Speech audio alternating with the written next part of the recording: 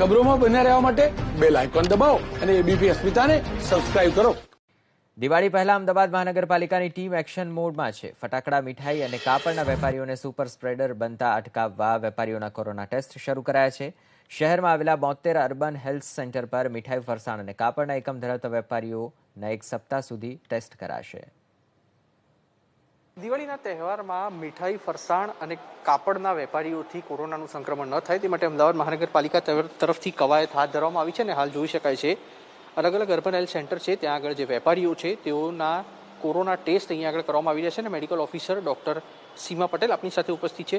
Madam, testing અત્યારે કરવામાં આવી રહ્યા છે, મુખ્ય હેતુ શું અને કઈ રીતે આપણે ટેસ્ટિંગ કરી રહ્યા છીએ?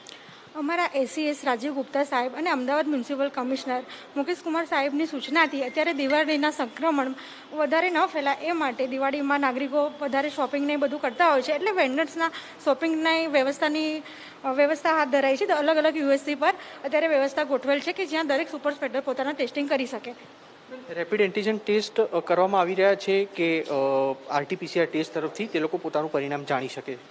અહીંયા દરેક યુએસસી પર રેપિડ સુપર સ્પ્રેડર માટે રેપિડ ટેસ્ટની વ્યવસ્થા ગોઠવાઈ છે કે જેનું રિઝલ્ટ તમે 15 થી 20 મિનિટમાં મેળવી શકો છો. તો દિવાળી પહેલાં સંક્રમણ ન વધે તે માટે થઈને અલગ અલગ જે વેપારીઓ છે, ખાસ તો ફટાકડાના વેપારીઓ, તેની સાથે કાપડના વેપારીઓ અને મીઠાઈના વેપારીઓ, અલગ અલગ ગૃહ ઉદ્યોગ છે તેના પણ જે સંકળાયેલા વેપારીઓ છે તે અહીંયા આગળ પોતાના ટેસ્ટિંગ કરાવી રહ્યા છે જેથી કરીને દિવાળી સમયે જે લોકો ખરીદી કરવા આવતા હોય તેમને કોરોનાનું સંક્રમણ ન રહે અને તેની સાથે અલગ અલગ જે વેપારીઓ છે તેઓ પણ કોરોનાના સંક્રમણથી બચી શકે.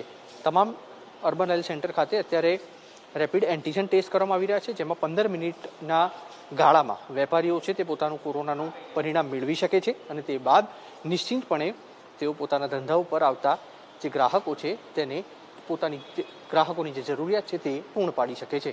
કેમેરામેન અજય પાંડે સાથે કુશાંક સોની, એબીપી અસ્મિતા, અમદાવાદ.